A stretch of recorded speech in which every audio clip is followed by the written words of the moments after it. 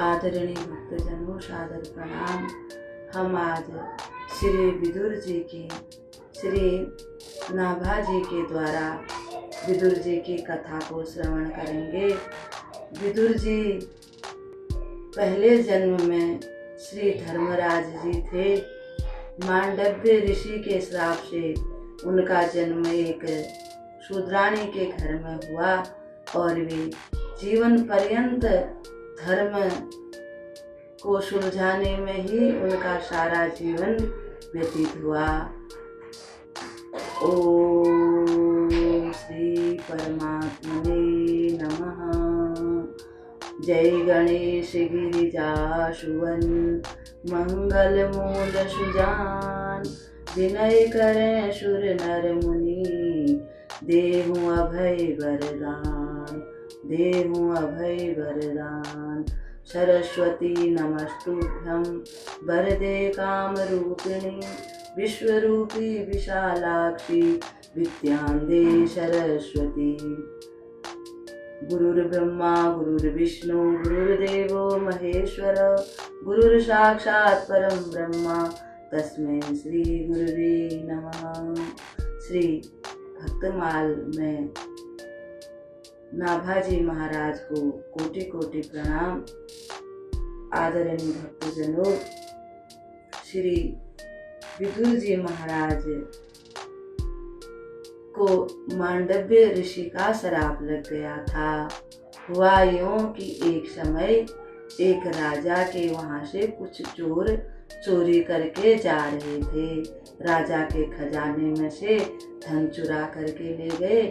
उनके पीछे जब सिपाही लगे तो उन्होंने वो सारा धन मांडव्य ऋषि के आश्रम में छिपा दिया और वहां से भाग गए।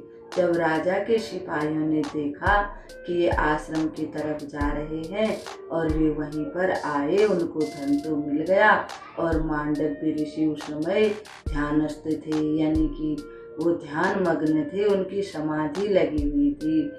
उनको ऐसा लगा कि ये चोरों के सरदार हैं और धन को भी ले गए, साथ में मांडव्य ऋषि को भी ले गए। अपने राजा से जाकर के कहा कि हे राजन, हमें ऐसा लगता है कि ये चोरों के सरदार हैं, हमें देख करके ये ढोंग कर रहे हैं। सिपाहियों ने कहा कि इन्हीं के वहां से हमको यह चोरों के द्वारा चुराया गया हुआ धन प्राप्त हुआ है। राजा ने न सोचा न कुछ विचार किया और ऐसा कह दिया कि इनको सूली पर टाँक दो। जैसे ही मांडव्य ऋषि को सूली पर टाँक दिया गया तो वे वहां भी ध्यान में ही मग्न रहे। उनकी समाधि नहीं टूटी। कुछ समय बाद सिपाहियों ने भयभीत होकर के कहा, हे राजन, वो तो वहाँ भी ध्यान मग्न हैं, उनको तो कुछ भी नहीं हुआ। राजा बड़ा चिंता करके भागे भागे आए और अपने सिपाहियों को कहा कि तुमने ये क्या अनर्थ कर डाला, ये तो कोई सिद्ध पुरुष मालूम होते हैं, इनको नीचे उतारो। मांडव्य ऋषि को नीचे उतारा गया। राजा बहुत दुखी हो करके रोते हुए उनके चरणों में साष्टांग प्रणाम करने लगा। राजा ने कहा, हे ऋषिवर, मुझे क्षमा कर दीजिए, मुझे मालूम नहीं था, मैंने बिगर सोचे विचारे आपको इतना कष्ट दे दिया है, इसके लिए आप मुझे क्षमा कर दीजिए। तब मांडव्य मुनि की आंखें खुली। उनको तब दर्द महसूस हुआ क्योंकि उनके गुदाद्वार से वो जो भाला था, त्रिशूल, वो अंदर को घुस गया था। उन्होंने कहा, हे राजन, आपकी कोई गलती नहीं है, ये तो मेरे कर्मों का ही फल है। जिसने मेरे कर्म लिखे हैं उसी के पास मैं जाता हूँ और उसी से पूछूंगा कि मुझे ये किस कर्म के कारण ऐसी सजा प्राप्त हुई है। मांडव्य धर्मराज जी के पास पहुँचे। वहाँ जाकर के उन्होंने धर्मराज से पूछा कि हे धर्मराज जी, आप तो धर्म न्याय करने वाले हैं, फिर ये सजा मुझे किस कारण से प्राप्त हुई है।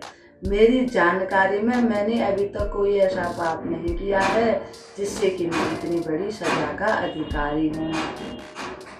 धर्मराज जी ने चित्रगुप्त से कहा कि भाई खाता खोलो। चित्रगुप्त ने जब खाता खोला उसमें देखा कि जो मांडव्य ऋषि थे वो बचपन में एक बार सोच करने के लिए बैठे हुए थे। उनकी अवस्था उस समय 5 साल की भी पूरी नहीं थी। उन्होंने एक तितली के पृष्ठभाग में एक कांटा चुभा दिया। धर्मराज ने कहा कि आपने बचपन में ये कांटा चुभा दिया था, इसीलिए आपको ये सजा मिली है, इसीलिए आपको सूली पर लटकाया गया, सूली पर चढ़ाया गया।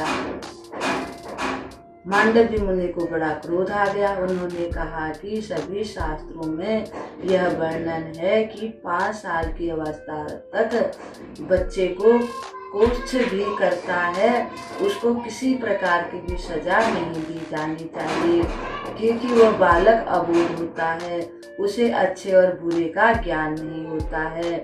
हे धर्मराज, आपने बड़ा अन्याय किया है, इसलिए अब आपको पृथ्वी लोक में एक शूद्राणी के गर्भ से जन्म लेना पड़ेगा और उम्र भर आपको इसी में उलझे रहना पड़ेगा। यह कहकर मांडव्य मुनि चले गए। समय आने पर विदुर जी ने हस्तिनापुर में एक शूद्राणी के गर्भ में से जन्म लिया और उनके 2 भाई थे जिनका नाम था धृतराष्ट्र और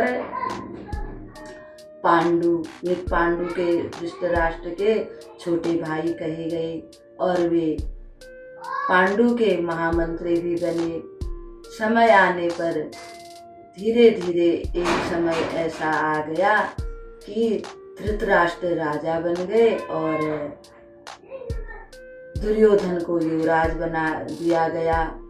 पांडवों को वनवास दिया गया। जब पांडवों को 12 वर्ष का वनवास और 1 वर्ष का अज्ञातवास पूरा हो गया, तब पांडवों ने सभी की सहमति से श्री कृष्ण भगवान को हस्तिनापुर भेजने के लिए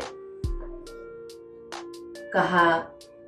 जब श्री कृष्ण भगवान हस्तिनापुर शांति दूत बन के आने वाले थे, दुर्योधन को पता चला कि श्री कृष्ण शांति दूत बन के आ रहे हैं। वे तो पांडवों के ही प्रिय हैं, पांडवों को ही ज़्यादा चाहते हैं, इसलिए मैं उनको कैसे मनाऊं ताकि वो मेरी तरफ हो जाएं।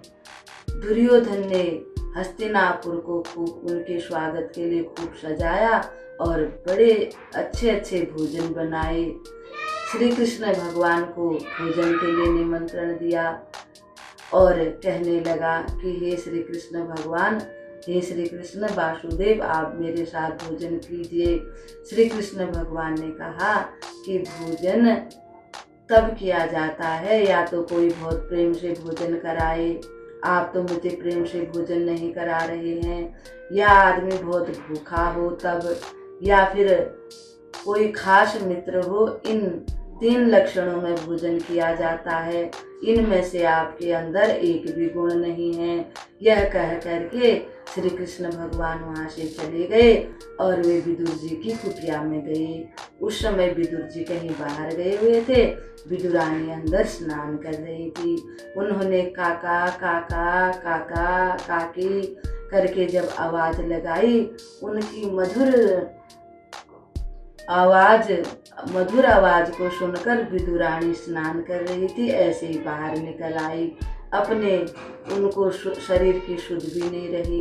जब भगवान श्री कृष्ण ने देखा कि चाची तो ऐसे ही आ गई हैं, उन्होंने अपने कमर पर बंधा हुआ पीताम्बर उनको उड़ा दिया।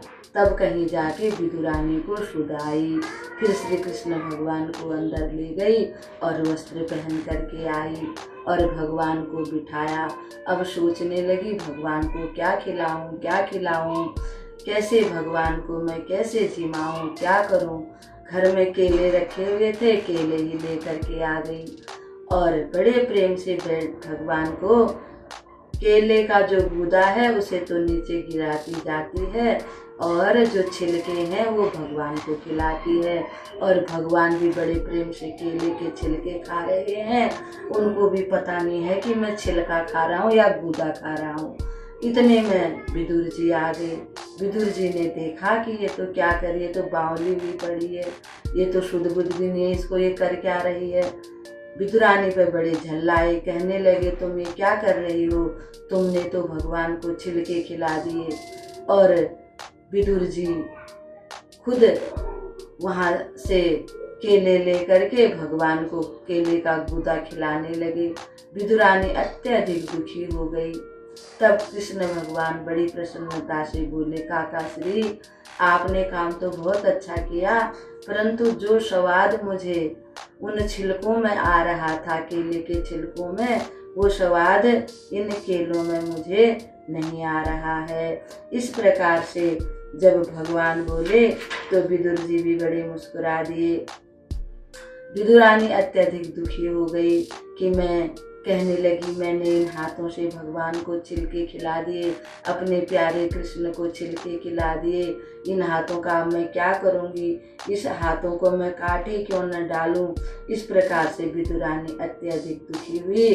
धन्य है विदुर जी और धन्य है विदुरानी और धन्य है उनकी भक्ति और धन्य है भगवान के प्रति उनका प्रेम और धन्य है वो भगवान जो अपने भक्तों पर इतना प्रेम करते हैं, उनके हाथ से छिलके भी खाते हैं।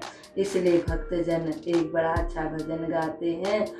आज हरि आए विदुर घर पावना, आज हरि आए विदुर घर पावना, आज हरि आए विदुर घर पावना।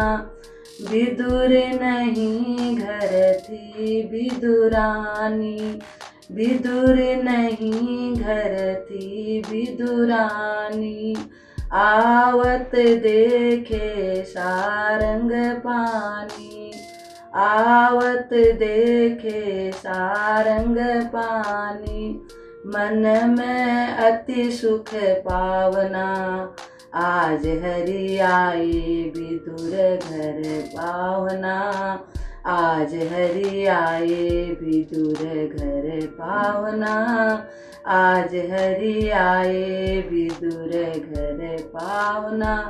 विदुर नहीं घर थी विदुरानी, विदुर नहीं घर थी विदुरानी, आवत देखे सारंग पानी, आवत देखे सारंग पानी, मन में फूली न समावना, आज हरि आए विदुर घर पावना, आज हरि आए विदुर घर पावना, आज प्रभु आए विदुर घर पावना, आज श्याम आए विदुर घर पावना। बोल श्री कृष्ण भगवान की जय।